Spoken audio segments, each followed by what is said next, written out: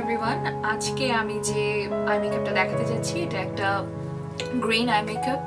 আমি কিছুদিন আগে একটা পোস্ট দিয়েছিলাম যে আপনাদের কোন কোন আই শ্যাডোটা দিয়ে আপনারা গ্রিন মেকআপটা দেখতে চাচ্ছেন। তো আপনারা মোস্টলি আরবান ডিকের ভাইস প্যালেট 2 থেকে একটা শ্যাডোর কথা বলেছেন, আর সেকেন্ডলি যেটা আমি দেখেছি অনেকে বলেছেন সেটা হচ্ছে অ্যানাস্টেসিয়া বেভারলি হিলসের একটা শেড। সো আমি দুটা শেডকে মিক্স করে আই মেকআপটা করার চেষ্টা করেছি। যদি আপনাদের কাছে এটার ক্লোজ কোনো শেড নাও থাকে, আপনারা আপনাদের কাছে যে শেড আছে সেটা দিয়ে এটা করতে পারেন। আর হচ্ছে যেটা যে এভাবে আসলে আমি যেটা আমার কাছে মনে হয়েছে যে দুটো শেড মিক্স করার কারণে একটু 3D এফেক্ট আসে, বাট আপনাদের কাছে যদি এটা না থাকে আপনারা যে কোনো একটা দিয়ে করতে পারেন। আর যে প্রোডাক্টগুলো আমি ব্যবহার করেছি সবগুলো প্রোডাক্টের নাম নিচে দেওয়া থাকবে, আপনারা সেখান থেকে ওপেন করলেই সেটা দেখতে পাবেন।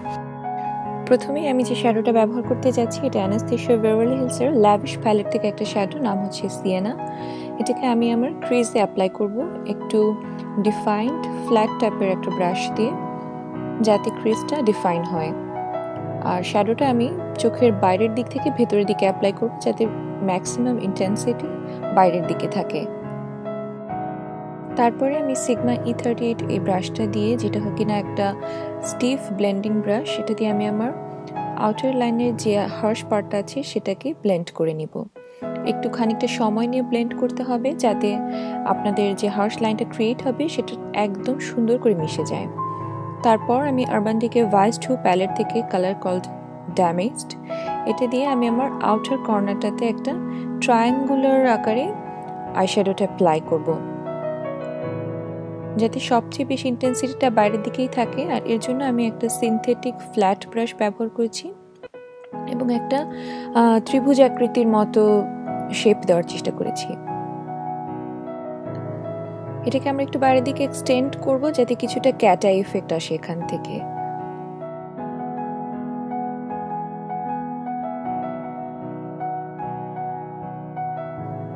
তারপর আস্তে আস্তে করে কালারটাকে একটু ব্লেন্ড করে নিব। নেক্সট অ্যানাস্টেসিয়া বেভারলি হিলসের ল্যাভিশ প্যালেট থেকে কালার, যেটা নাম হচ্ছে মস, এটাকে আমরা ঠিক আপনাদের যে চোখের লিডের যে মাঝখানের অংশটুকু আছে সেখানে অ্যাপ্লাই করব এবং এটাকে আস্তে আস্তে বাইরের দিকের যে কালারটা ড্যামেজড এটার সাথে ব্লেন্ড করে দিব, যাতে দুটোর মধ্যে কোনো তফাৎ না বোঝা যায়। আপনারা যদি এই কালারটা না থাকে আপনারা এটার কাছাকাছি যে কোনো কালার ব্যবহার করতে পারেন, অথবা পুরো চোখটাই ড্যামেজড দিয়ে করতে পারেন। আমার কাছে মনে হয়েছে যে এভাবে করলে জিনিসটার একটা গাঢ় থেকে হালকার দিকে একটা ইফেক্ট আসে, যেটা ভালো দেখা যায়। তারপর আবার আমরা আরবান ডিকের ভাইস 2 থেকে স্ট্রাইক, যেটা কিনা একটা ইয়েলোইশ গোল্ডেন কালার, সেটাকে আমাদের চোখের ইনার কর্নার অ্যাপ্লাই করব, প্লাস আগে যে সেন্টার পার্টটাতে অ্যাপ্লাই করার পর যেটুকু জায়গা ভেতরের দিকে বাকি রয়ে গিয়েছে সেই জায়গাটাতে অ্যাপ্লাই করব এবং সেটাকেও একইভাবে হালকা সবুজ রংটার সাথে ব্লেন্ড করে দিব।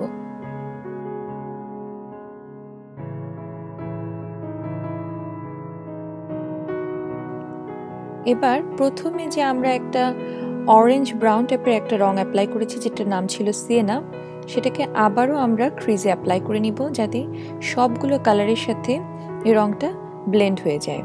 এবং একইভাবে আমরা এই জন্য ফ্ল্যাট যে ব্রাশটা প্রথমে ব্যবহার করেছিলাম সেটা ব্যবহার করেছি এবং আবারও যে স্টিফ ব্লেন্ডিং ব্রাশ আছে ওটা দিয়ে আউটার পার্টটা ব্লেন্ড করে নিচ্ছি, যাতে কোনো হার্শ লাইন না থাকে।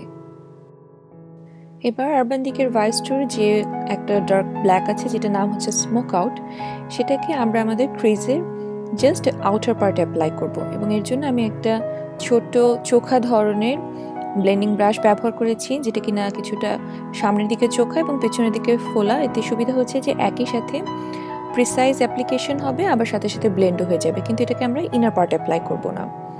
নেক্সট আমি কালারটার নাম হচ্ছে টোপ, এটা দিয়ে আমি আমার হাইলাইটিং করেছি। আপনারা চাইলে আপনাদের অন্য যে কোনো চিক হাইলাইটার অথবা অন্য যে কোনো হোয়াইটিশ বা পিঙ্কিশ হাইলাইটার ব্যবহার করতে পারেন। তারপর আমি একটু এক্সটেন্ড করে একটা ক্যাট আইলাইনার ইফেক্ট আনার চেষ্টা করেছি। এর জন্য আমি একটা লিকুইড লাইনার ব্যবহার করেছি, আপনারা জেল লাইনার ব্যবহারও করতে পারেন, যেটাতে আপনি কমফোর্টেবল ফিল করেন।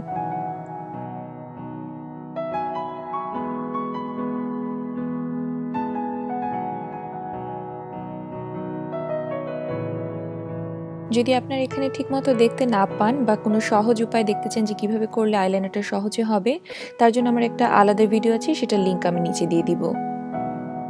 এবারে আমরা প্রথমে যে ড্যামেজড বা ডার্ক গ্রিন কালারটা অ্যাপ্লাই করেছি সেটা আমাদের লোয়ার ল্যাশ লাইনের আউটার পার্টে অ্যাপ্লাই করব এবং একই সাথে ব্লেন্ড করে নেব।